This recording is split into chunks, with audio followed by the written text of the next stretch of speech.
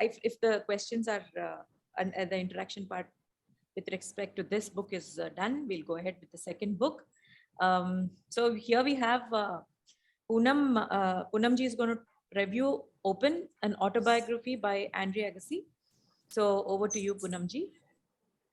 Yeah. Hello. I have chosen this book because I think this is my first review, and I just wanted to review a book which is very simple and it is near to the human values. Andre's autobiography, it is all about his life. Like autobiography is all about anybody's life. What I liked about this book is like it is a totally inspirational book. Anybody can actually, it was actually recommended by one of the gurus when I had been visiting my son's school. So one Guruji, he was into Chinmaya mission, and he suggested that as a parent, we should be reading this book. He said as a parent, we should be reading because after going through his life story, we will know that as a parent, what we are not supposed to do, like what wrong we can do to our kids as a parent. And I think that every kid should read this book because Andre Agassi is a total go-getter. He is he doesn't quit till now, and his whole life story will tell you that even if he is not into tennis, he wanted to play soccer, but he was pushed into tennis. In spite of that fact, he played it with his whole heart. And I will quote few of his dialogues which he has written over in throughout the book, like even when he was a small kid, and then when he touched adolescent, and then after he got married, throughout his life, at every instance throughout the book, he has mentioned this thing, like if I'm told to quit, I will tell that no, like I'll keep on going and gather myself and come back in the whole this thing, you know, in the tennis business I'm saying, because he many a times he felt that he has nowhere to go, no person to look, because he was an introvert kind of a person, not that mingling with a lot of people. He was not a party goer, nothing of that sort. So he many a times used to think that he is left alone. So every time when he thought that he is left alone, he used to throw himself into tennis. So I want to say that I like the language of the book a lot. Like it's a journey that if you start reading the book, the first it starts with Vincent van Gogh, the famous painter's quote. He has written a letter to his brother, and a small portion from that has been taken on the front page of the book, first page of the book. And it says, one cannot always tell what it is that keeps us shut in. Like each one of us has one point or the other in their life has experienced that, like we feel very we feel very like we are having barriers, and we don't know now what should be our next move. We are not able to act any further. So it says that, do you know what frees one from this captivity?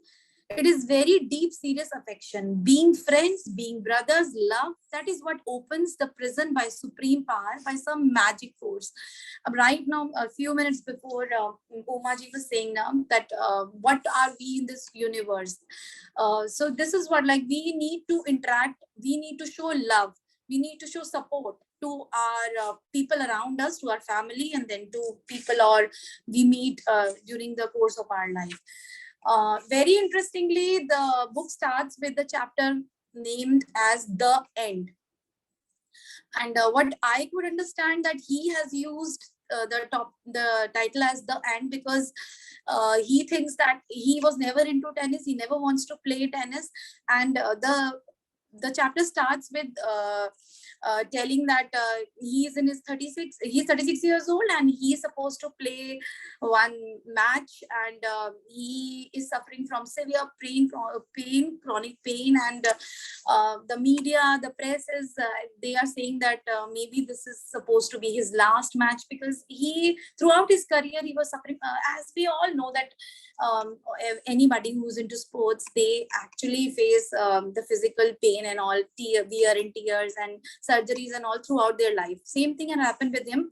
But one thing was that he was born with some back vertebra problem, and he coped with it throughout his career. And like it starts with this scene, and then the whole novel, the whole book is in flashback. He's telling about his whole story. And his father was his initial coach, and his father wanted any of his son to outshine in tennis. His other brothers couldn't do it, so he was the youngest one. And then his father, with all his might and energy and everything, was into this boy. He played his nationals at the age of 10, and he was very affectionately very close to his brother Philly. And then his professional coaching was done in an academy with his coach Nick.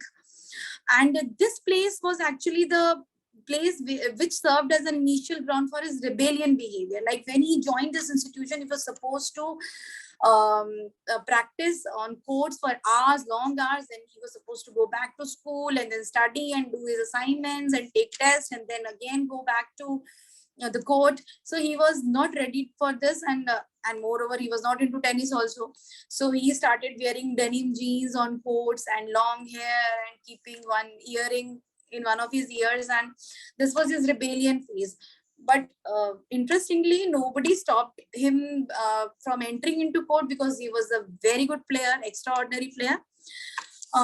And then further, this is like it is written in the book that like in every point in his life, he was very emotional person. So whenever he comes very close to any person, that individual usually deceives him. That individual usually left him. And his coach leaves him when he was in a very the lowest point of his career. And then one of his girlfriends also leaves him. So I want to quote one thing. When he was after one of his match, he was lying down with cramps in his chest and all. He was saying that I can't breathe. Then his coach, his physiotherapist, says that you need to unclench your body. You just need to let go, mate. And he says that, but I can't. That's the whole problem. I can't let go. This at every point in this book, he is showing himself to be a go-getter. He never quits. He never let things go. And after winning his first Grand Slam, he's sharing his point of his whatever feelings he's getting after. Usually, when we win something, we are so happy. We are on top of the world. After a few days, he's saying that now that I have won a slam, I know something that very few people on earth are permitted to know. A win doesn't feel as good as a loss feels bad. And the good feeling doesn't last as long as the bad one, not even close. He is saying that he, after few days has passed, he has nothing to feel about. Like that happiness, it has all washed away. It's like everything comes back to normal. So in a way, I think that he was born with that quality. Nothing can actually, affect him. Whenever he is in, when he loses his matches, when he is in pain, he will cry.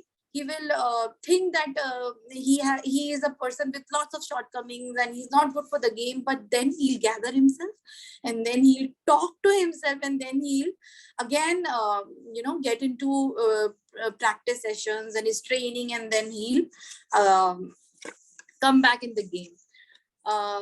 Then he was in relationship with Brooke, one of the actress, and during one intimate scene, he's hurt. Like he doesn't. He is very attached to the girl, and then they had a clash, and then they they broke off.